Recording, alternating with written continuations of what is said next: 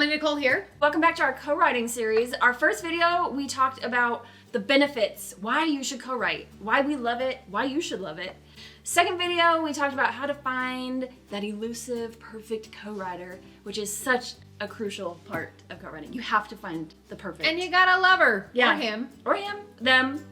And now, today, we're gonna talk about you being ready to co-write. You've decided, you're here, you've agreed on a project with your co-writer, you both feel excited about it, the ideas are flowing. This is how you start. This is the most important video because you're going to learn with us today how to execute it properly.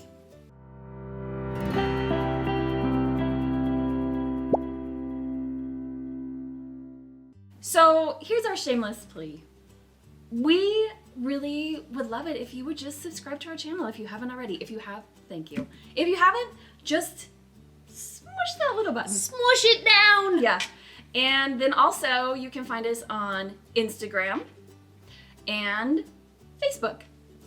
So check us out there too. So number one, decide your book format and style. What we mean by that is you need to figure out who is talking in your book. Are you gonna do dual point of view? Is it in first person, third person, omniscient? There are so many options, right? So first step, decide who's telling this story, which character, and then in what tense. Are you both gonna write for both characters if you do dual point of view, or are you gonna choose a character yourself? In our experience, we choose our own characters and we write for that character, but then we cross-edit. We always do dual point of view.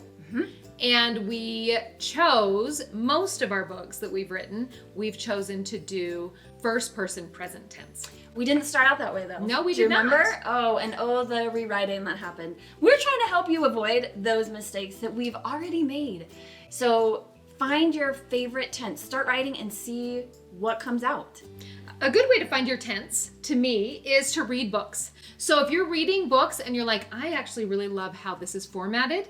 I love that it is, omniscient, whatever way it is.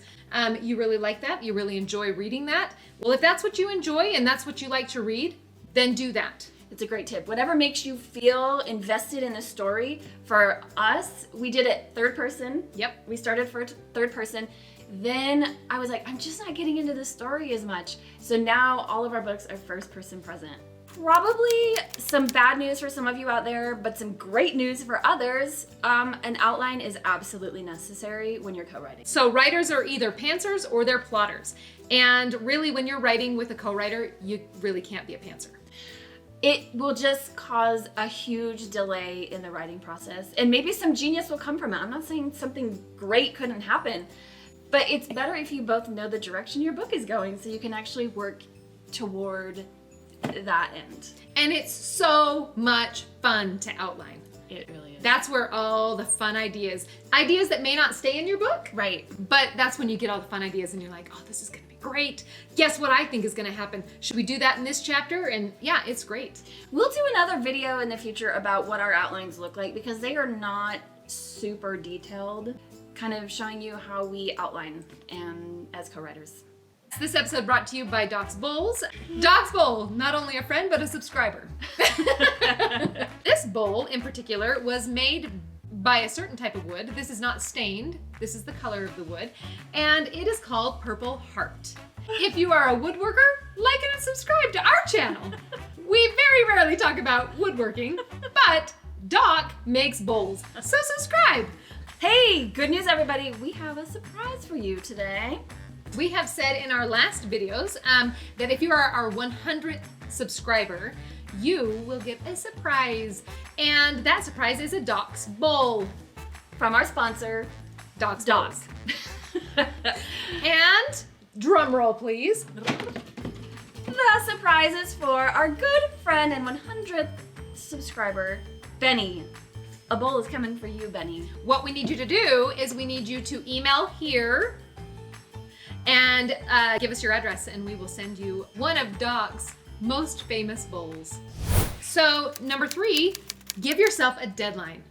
And you both have to agree on the deadline. Yeah. So, And here's the thing, let's be honest. You don't have to always meet the deadline, but if it's there in your mind and we're gonna really work towards getting this done by the end of January, then it's there in your mind and you're really gonna work on getting it there before January. Well, and then you have like an accountability partner because you've agreed to this, and so your co-writer can kind of hold you to the deadline and you can hold them to the deadline.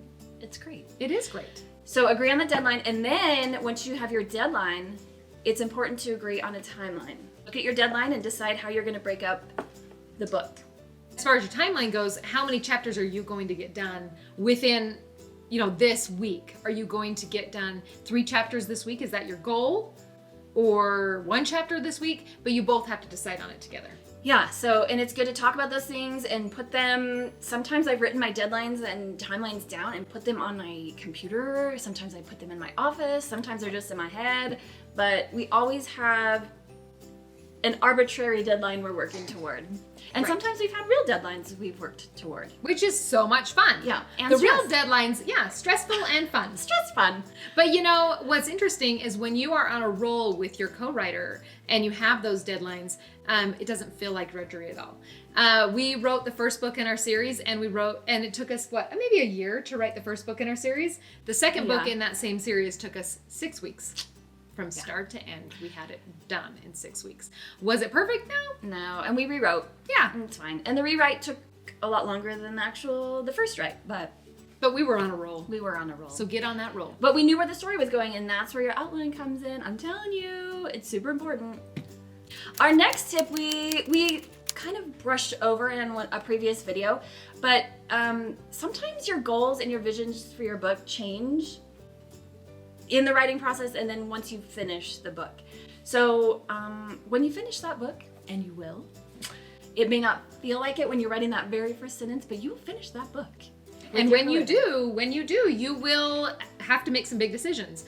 What are you going to do with your book now? And the industry, as we've mentioned, changes very quickly. So maybe you were originally going to only traditionally publish, and that means like a publishing house, you were only going to consider that.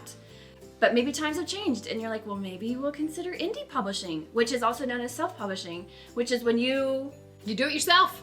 Yeah, it's DIY publishing basically. And you incur all of the responsibility, but you also get all the benefits. I know that when we started out, we were only going for traditional publishing. And back then, it's been many years, but back then that was kind of like the only way to go. It really was. That would be worth anything. And we've changed our minds a couple times, and we could change it again.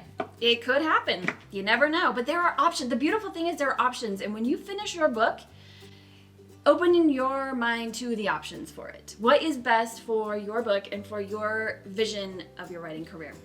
And let me just say this at the end here. Please do. I'm going to. So what I'm going to say to you now is, one of the biggest things that you need to do when you have finished that book and you've said the end or whatever you want to say at the end of the chapter, you pop open whatever your drink of choice is and you celebrate because you've done something massive. And you know what's really cool about that? You've got someone to celebrate right with you. Yes, which goes back to our first video about the benefits of co-writing. If you haven't seen that one, check it out. These are the things we feel are most important as you're starting the co-writing process. This will save you time, it will save you a lot of rewriting, and it will save you a lot of frustration if you just get these things set in the beginning. In closing, we're gonna ask Magic 8, as always, one of life's most important questions. Will our next video be filmed at Disneyland? You may rely on it. And you may rely on it. Absolutely. So we will see you next time. From the happiest place on earth. Bye.